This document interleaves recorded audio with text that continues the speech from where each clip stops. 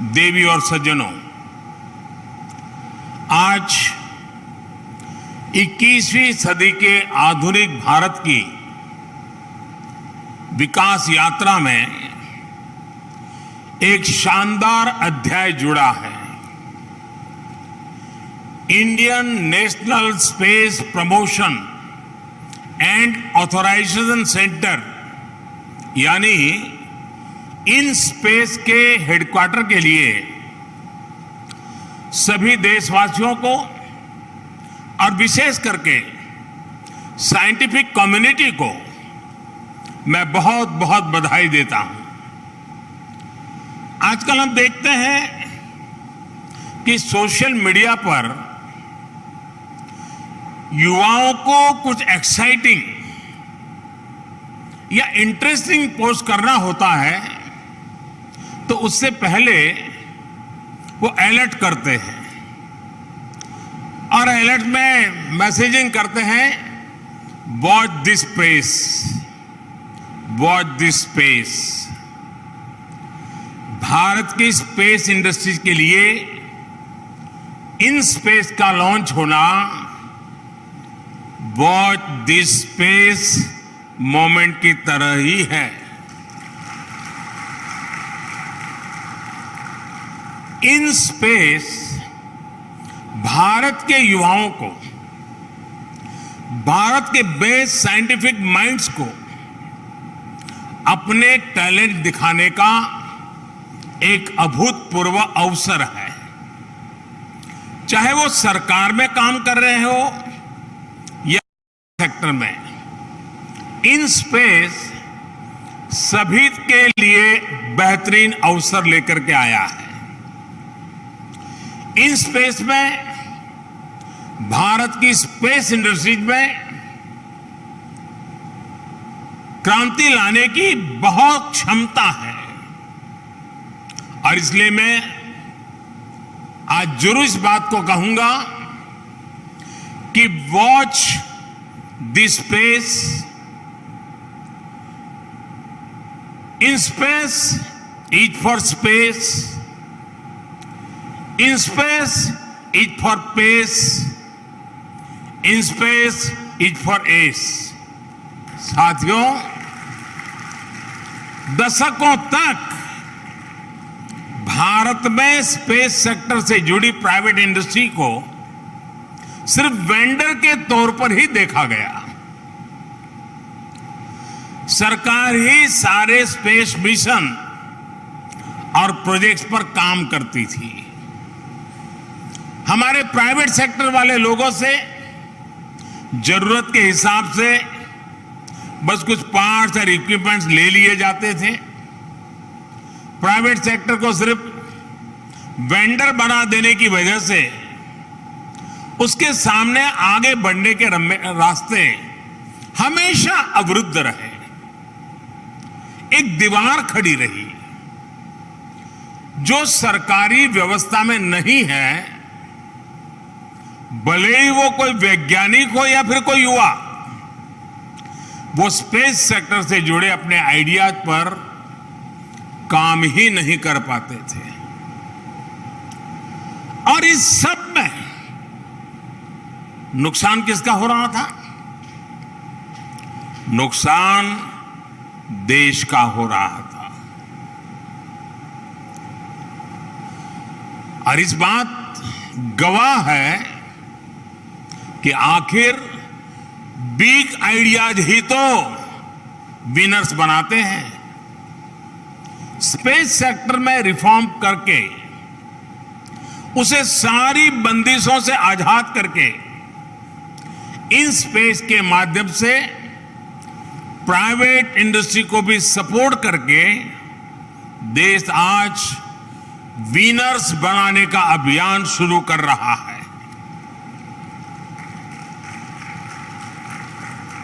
आज private sector सिर्फ vendor बनकर नहीं रहेगा, बल्कि स्पेस सेक्टर में बिग विनर्स की भूमिका निभाएगा। भारत के सरकारी स्पेस संस्थानों का सामर्थ्य और भारत के प्राइवेट सेक्टर का पैशन जब एक साथ जुड़ेगा तो उसके लिए आसमान भी कम पड़ेगा. Even sky is not the limit.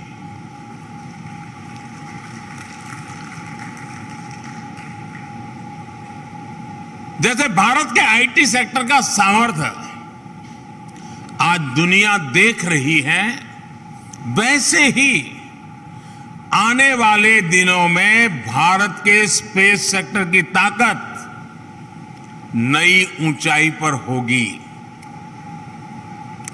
In space industry, startups और इसरो के बीच ट्रांसफर ऑफ टेक्नोलॉजी को भी फैसिलिटेट करने का काम करेगा. प्राइवेट सेक्टर इसरो के रिसोर्सेज का इस्तेमाल भी कर सके, इसरो के साथ मिलकर काम कर सके, ये भी सुनिश्चित किया जा रहा है. साथियों, स्पेस सेक्टर में ये रिफॉर्म करते समय मेरे मन में हमेशा भारत के युवाओं का असीम सामर्थ्य रहा. और अभी जिन स्टार्टअप्स में जाकर के मैं आया हूं, बहुत छोटी आयु के नौजवान और बहुत बुलंद हौसले के साथ वो कदम आगे रख रहे हैं. उनको देख करके, उनको सुन करके मेरा मन बड़ा प्रसन्न हो गया. मैं इन सभी नौजवानों को बधाई देता हूं. स्पेस सेक्टर में पहले की जो व्यवस्थाएं थी, उसमें भारत के युवाओं को उतने मौके नहीं मिल रहे थे. देश के नौजवान अपने साथ इनोवेशन, एनर्जी और स्पिरिट ऑफ एक्सप्लोरेशन को लेकर आते हैं. उनकी रिस्क टेकिंग कैपेसिटी भी बहुत होती है. ये किसी भी देश के विकास के लिए बहुत जरूरी होता है. लेकिन अगर कोई युवा कोई इमारत बनाना चाहे तो क्या हम उसे कह सकते हैं कि सिर्फ पीडब्ल्यूडी से बनवाओ? अगर कोई युवा कुछ इनोवेट करना चाहता है तो क्या उसे हम बोल सकते हैं कि ये काम सिर्फ गवर्नमेंट फैसिलिटी से ही होगा? ये सुनने में ही अजीब लगता है. लेकिन हमारे देश में अलग अलग सेक्टर्स में यही हालत थी. ये देश का दुर्भाग्य रहा कि समय के साथ रेगुलेशन और रिस्ट्रिक्शन, इसके बीच में जो अंतर होता है उसे भुला दिया गया. आज जब भारत का युवा राष्ट्र निर्माण में ज्यादा से ज्यादा भागीदार बनना चाहता है तो हम उसके सामने ये शर्त नहीं रख सकते कि जो करना है सरकारी रास्ते से ही करो. ऐसी शर्त का जमाना चला गया. हमारी सरकार भारत के युवाओं के सामने से हर अवरोध को हटा रही है, लगातार रिफॉर्म्स कर रही है. डिफेंस सेक्टर को प्राइवेट इंडस्ट्री के लिए खोल देना, आधुनिक ड्रोन पॉलिसी बनाना हो, जियो स्पेशल डाटा गाइडलाइंस बनानी हो, टेलीकॉम आईटी सेक्टर में वर्क फ्रॉम एनीवेयर की सहूलियत देनी हो, सरकार हर दिशा में काम कर रही है. हमारी कोशिश है कि हम भारत के प्राइवेट सेक्टर के लिए ज्यादा से ज्यादा ईज ऑफ डूइंग बिजनेस का माहौल बनाएं, ताकि देश का प्राइवेट सेक्टर देशवासियों की ईज ऑफ लिविंग में उतनी ही मदद करे. साथियों, यहां आने से पहले अभी मैं इन स्पेस की टेक्निकल लैब और क्लीन रूम भी देख रहा था. यहां सैटेलाइट्स के डिजाइन, फैब्रिकेशन, असेंबली, इंटीग्रेशन और टेस्टिंग के लिए आधुनिक उपकरण भारतीय कंपनियों के लिए उपलब्ध होंगे। यहां और भी कई आधुनिक फैसिलिटीज और इंफ्रास्ट्रक्चर तैयार किए जाएंगे जो स्पेस इंडस्ट्री का सामर्थ्य बढ़ाने में मदद करेगा। आज मुझे प्रदर्शनी एरिया को भी देखने, स्पेस इंडस्ट्री और स्पेस स्टार्टअप के लोगों से बात करने का भी मौका मिला। मुझे याद है जब हम स्पेस सेक्टर में रिफॉर्म कर रहे थे तो कुछ लोग आशंका जता रहे थे कि स्पेस इंडस्ट्री में कौन प्राइवेट प्लेयर आएगा, लेकिन आज स्पेस सेक्टर में 60 से ज्यादा भारतीय प्राइवेट कंपनियां आज ऑलरेडी उसमें लीड कर रही हैं और उनको देख करके मुझे और प्रसन्नता हुई है। आज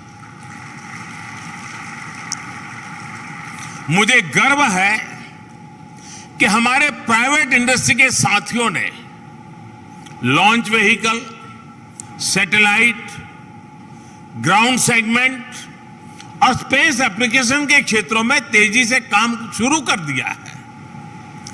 पीएसएलवी रॉकेट के निर्माण के लिए भी भारत के प्राइवेट प्लेयर्स आगे आए हैं। इतना ही नहीं, कई प्राइवेट कंपनियों ने तो अपने खुद के रॉकेट की डिजाइन भी तैयार कर ली है। ये भारत के स्पेस सेक्टर की असीमित संभावनाओं की एक झलक है।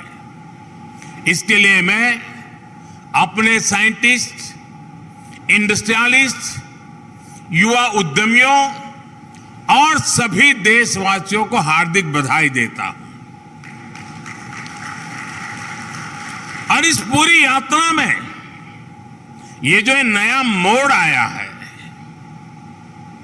एक नई ऊंचाई का रास्ता चुना है, उसके लिए अगर मुझे किसी को सबसे ज्यादा बधाई देनी है, किसी को सबसे ज्यादा धन्यवाद देना है, तो मेरे इसरो के लोगों को धन्यवाद देना है।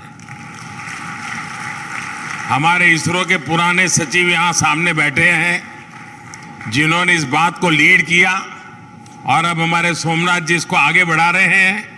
और इसलिए मैं इसकी पूरी क्रेडिट मेरे इन इसरो के साथियों को दे रहा हूं, इन साइंटिस्टों को दे रहा हूं।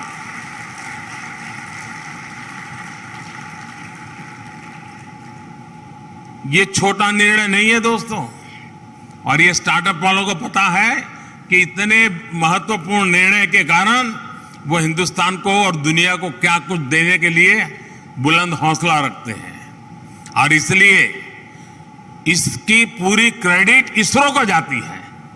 उन्होंने इस काम में बढ़ चढ़ करके कदम उठाए हैं, चीजों को तेजी से आगे बढ़ाने के लिए उन्होंने कोशिश की है। और जहां अपनी ही मालिकी थी, वो कह रहे नहीं, आइए देश के नौजवान, ये आपका है, आप आगे बढ़िए। ये अपने आप में बहुत बड़ा क्रांतिकारी डिसीजन है। साथियों, हम इस समय अपनी आजादी के 75 साल का अमृत महोत्सव मना रहे हैं।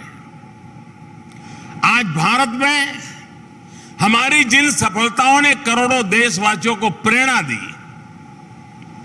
उन्हें आत्मविश्वास दिया, उनमें हमारी स्पेस उपलब्धियों का विशेष योगदान है। इसरो जब कोई रॉकेट लॉन्च करता है, कोई अभियान अंतरिक्ष में भेजता है, तो पूरा देश उससे जुड़ जाता है, गर्व महसूस करता है। देश उसके लिए प्रार्थनाएं करता है, और जब वो सफल होता है तो हर देशवासी आनंद, उमंग और गर्व से उसकी अभिव्यक्ति करता है, और उस सफलता को हिंदुस्तान का हर नागरिक खुद की सफलता मानता है।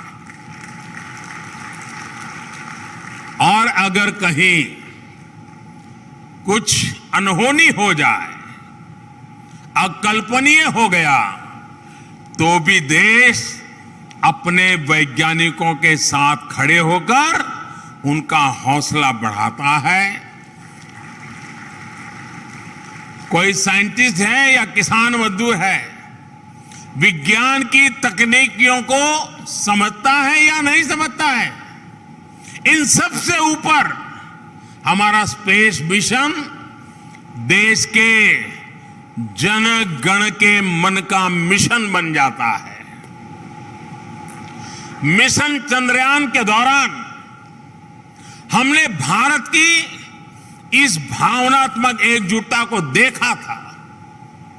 भारत का अंतरिक्ष अभियान एक तरह से आत्मनिर्भर भारत की सबसे बड़ी पहचान रहा है। अब जब इस अभियान को भारत के प्राइवेट सेक्टर की ताकत मिलेगी तो उसकी शक्ति कितनी ज्यादा बढ़ जाएगी, आप इसका अंदाजा लगा सकते हैं। साथियों, 21वीं सदी के इस समय में आपकी हमारी जिंदगी में हर रोज स्पेस टेक्नोलॉजी की भूमिका बढ़ती जा रही है। जितनी ज्यादा भूमिका, जितने ज्यादा एप्लीकेशन, उतनी ही ज्यादा संभावनाएं। 21वीं सदी में स्पेस टेक एक बड़े रिवॉल्यूशन का आधार बनने वाला है। स्पेस टेक अब केवल दूर स्पेस की नहीं, बल्कि हमारे पर्सनल स्पेस की टेक्नोलॉजी बनने जा रही है। सामान्य मानवी के जीवन में स्पेस टेक्नोलॉजी की जो भूमिका है, रोजमर्रा की जिंदगी में जिस तरह स्पेस टेक्नोलॉजी शामिल है, उसकी तरफ अक्सर हम लोगों का ध्यान नहीं जाता है। हम टीवी खोलते हैं, इतने सारे चैनल्स हमें उपलब्ध हैं, लेकिन बहुत कम लोगों को पता है कि ये सैटेलाइट की मदद से हो रहा है। कहीं आना जाना हो, ये देखना हो कि ट्रैफिक है या नहीं, शॉर्टेस्ट रास्ता कौन सा है, ये सब किसकी मदद से हो रहा है? सैटेलाइट की मदद से हो रहा है। अर्बन प्लानिंग के इतने काम हैं, कहीं रोड बन रहे हैं, कहीं ब्रिज बन रहे हैं, कहीं स्कूल, कहीं अस्पताल बन रहे हैं, कहीं ग्राउंड वाटर टेबल चेक करना है, इंफ्रा प्रोजेक्ट की मॉनिटरिंग करनी है। ये सारे काम सैटेलाइट की मदद से हो रहे हैं। हमारे जो कोस्टल एरियाज हैं, उनकी प्लानिंग के लिए, उनके डेवलपमेंट में भी स्पेस टेक्नोलॉजी की बड़ी भूमिका है। समुद्र में जाने वाले मछुआरों को भी सैटेलाइट के जरिए फिशिंग और समुद्री तूफानों की जानकारी पहले से मिल जाती है। आज बारिश के जो अनुमान आ रहे हैं और करीब करीब सही निकल रहे हैं, उसी प्रकार से जब साइक्लोन आता है, एग्जैक्ट उसका फॉल पॉइंट क्या होगा, किस दिशा में जाएगा, कितने घंटे, कितने मिनट पर वो फॉल करेगा, ये सारी बारीकियां सैटेलाइट की मदद से मिल रही है। इतना ही नहीं, एग्रीकल्चर सेक्टर में चाहे फसल बीमा योजना हो, सॉइल हेल्थ कार्ड का अभियान हो, सभी में स्पेस टेक्नोलॉजी का इस्तेमाल हो रहा है। बिना स्पेस टेक्नोलॉजी के हम आज के आधुनिक एविएशन सेक्टर की कल्पना भी नहीं कर सकते। ये सब सामान्य मानवी के जीवन से जुड़े हुए विषय हैं। भविष्य में, और आपको मालूम होगा, इस बार बजट में हमने टीवी के माध्यम से बच्चों को ट्यूशन देने का, पढ़ाने का एक बड़ा अभियान करने की योजना बजट में बताई है। इतना ही नहीं, जो कॉम्पिटिटिव एग्जाम में जा रहे हैं और जिन बच्चों को गांव छोड़कर के बड़े शहरों में बहुत महंगी फी देकर के ट्यूशन लेना पड़ता है, उसको भी हम इस सैटेलाइट के माध्यम से उसके घर तक इसके रिक्वायरमेंट के अनुसार सिलेबस तैयार करवा रहे हैं, ताकि बच्चे उनको एक्स्ट्रा खर्चा न पड़े और गरीब बच्चा भी अच्छे से अच्छी ट्यूशन सैटेलाइट के माध्यम से अपने टीवी स्क्रीन पर, अपने लैपटॉप के स्क्रीन पर, अपने मोबाइल पर आसानी से प्राप्त कर सके, उस दिशा में हम जा रहे हैं। साथियों, भविष्य में ऐसे ही अनेक क्षेत्रों में स्पेस टेक का इस्तेमाल ज्यादा से ज्यादा बढ़ने वाला है। हम कैसे स्पेस टेक्नोलॉजी को सामान्य मानव के लिए ज्यादा से ज्यादा सुलभ बना सके, कैसे space tech ease of living को बढ़ाने का माध्यम बने और कैसे हम इस टेक्नोलॉजी का इस्तेमाल देश के विकास और सामर्थ्य के लिए कर सकते हैं, इस दिशा में इन स्पेस और प्राइवेट प्लेयर्स को लगातार काम करने की जरूरत है। जियो स्पेशियल मैपिंग से भी जुड़ी कितनी ही संभावनाएं हमारे सामने हैं। प्राइवेट सेक्टर की इनमें बहुत बड़ी भूमिका हो सकती है। हमारे पास आज सरकारी सैटेलाइट का बड़ा डेटा अवेलेबल है। अब आने वाले समय में प्राइवेट सेक्टर के पास भी अपना काफी डेटा होगा। डेटा की ये पूंजी आपको दुनिया में आपको बहुत बड़ी ताकत देने वाली है। इस समय दुनिया में स्पेस इंडस्ट्री का साइज करीब $400 बिलियन का है। 2040 तक इसके $1 ट्रिलियन इंडस्ट्री बनने की संभावना पड़ी हुई है। आज हमारे पास टैलेंट भी है, एक्सपीरियंस भी है, लेकिन आज इस इंडस्ट्री में हमारे पार्टिसिपेंट केवल जन भागीदारी यानी प्राइवेट पार्टनरशिप सिर्फ 2% है।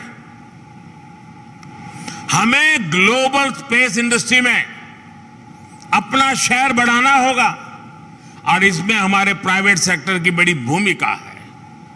मैं आने वाले समय में स्पेस टूरिज्म और स्पेस डिप्लोमेसी के क्षेत्र में भी भारत की मजबूत भूमिका देख रहा हूं। भारत की स्पेस कंपनियां ग्लोबल बने, हमारे पास ग्लोबल स्पेस कंपनी हो, ये पूरे देश के लिए गौरव की बात होगी। साथियों, हमारे देश में अनंत संभावनाएं हैं, लेकिन अनंत संभावनाएं कभी भी सीमित प्रयासों से साकार नहीं हो सकती। मैं आपको आश्वस्त करता हूं, देश के नौजवानों को आश्वस्त करता हूं, साइंटिफिक टेम्परामेंट वाले, रिस्क टेकिंग कैपेसिटी वाले नौजवानों को आश्वस्त करना चाहता हूं कि स्पेस सेक्टर में रिफॉर्म का यह सिलसिला आगे भी अनवरत जारी रहेगा।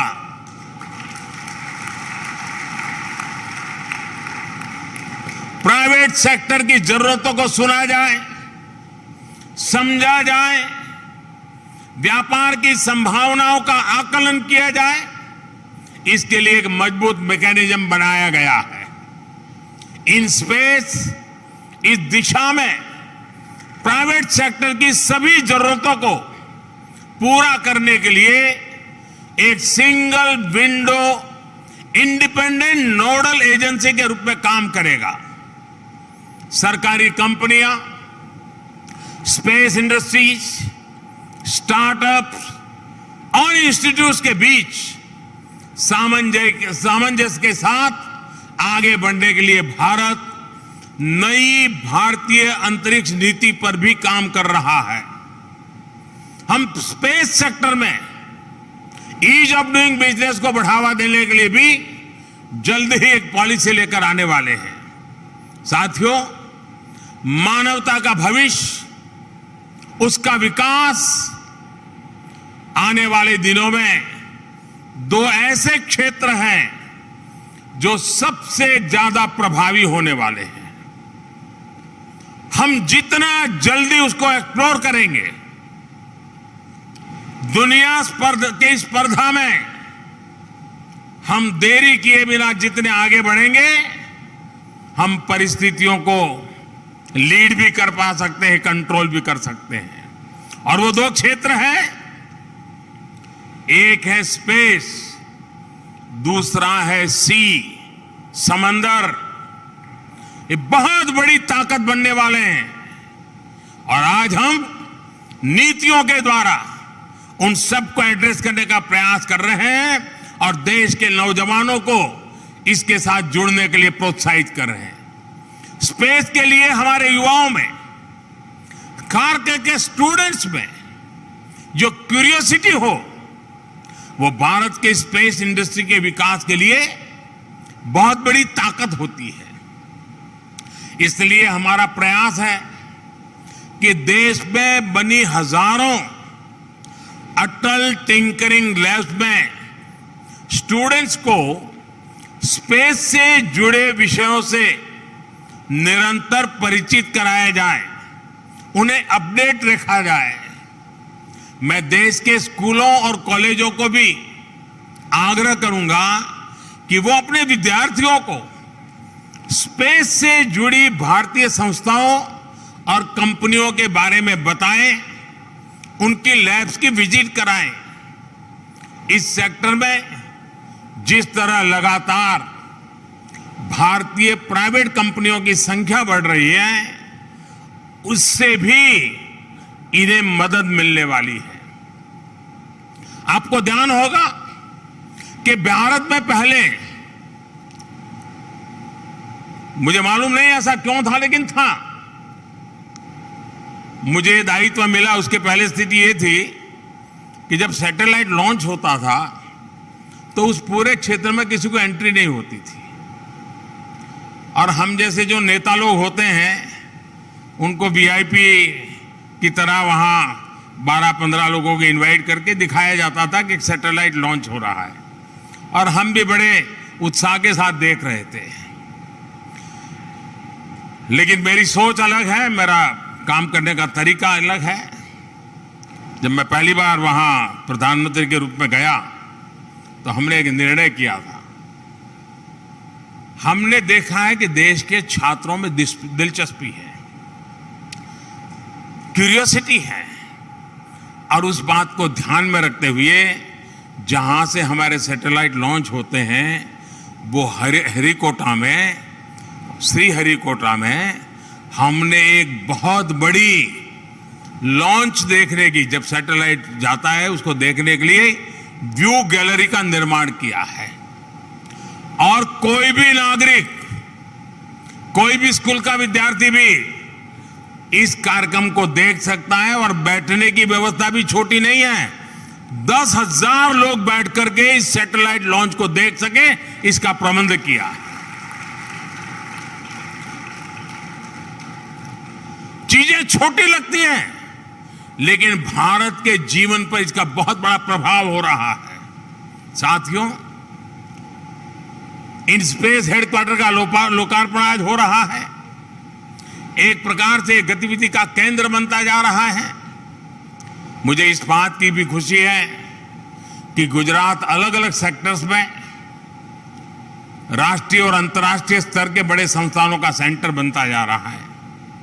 मैं भूपेंद्र भाई और उनकी पूरी टीम को, गुजरात सरकार के हमारे सभी साथियों को उनके इस इनिशिएटिव के लिए, प्रोएक्टिव हर नीतियों को सपोर्ट करने के लिए मैं हृदय से आभार व्यक्त करता हूं, अभिनंदन करता हूं। और आपको मालूम है, अभी कुछ सप्ताह पहले ही जामनगर में WHO के global centre for traditional medicine का काम शुरू हुआ है। राष्ट्रीय रक्षा यूनिवर्सिटी हो, नेशनल लॉ यूनिवर्सिटी हो, पंडित दीनदयाल उपाध्याय एनर्जी यूनिवर्सिटी हो, नेशनल फॉरेंसिक साइंस यूनिवर्सिटी हो, नेशनल इनोवेशन फाउंडेशन हो, चिल्ड्रंस यूनिवर्सिटी हो, कितने ही नेशनल इंस्टीट्यूट्स यहां आसपास में ही हैं। Bhaskaracharya institute for space application and Jio informatics यानी बाइसेट, इसकी स्थापना देश के अन्य राज्यों को भी प्रेरणा बन गई है। इन बड़े संस्थानों के बीच अब इन स्पेस भी इस जगह की पहचान बढ़ाएगा। मेरा देश के युवाओं से, विशेषकर गुजरात के युवाओं से आग्रह है कि वो इन बेहतरीन भारतीय संस्थाओं का पूरा लाभ उठाएं। मुझे पूरा भरोसा है आपकी सक्रिय भूमिका से भारत स्पेस सेक्टर में नई ऊंचाई हासिल करेगा। और आज के इस शुभ अवसर पर मैं खास करके जो प्राइवेट सेक्टर ने उत्साह के साथ भाग लिया है, जो नौजवान नए हौसले, नए संकल्प के साथ आगे आए हैं, उनको बधाई भी देता हूं और बहुत बहुत शुभकामनाएं भी देता हूं। मैं इसरो के सभी वैज्ञानिकों को भी, उस इसरो की पूरी टीम को भी अनेक अनेक शुभकामनाएं देता हूं, बहुत बहुत धन्यवाद करता हूं। और मुझे विश्वास है गोयनका प्राइवेट सेक्टर में बहुत सफल व्यक्तित्व रहा है। उनके नेतृत्व में इन स्पेस सच्चे अर्थ में जो सपना हमारा है, उस सपने को पूरा करने का सामर्थ्य लेके आगे बढ़ेगा। इन्हीं अपेक्षाओं के साथ, अनेक अनेक शुभकामनाओं के साथ मैं बहुत बहुत धन्यवाद देता हूं।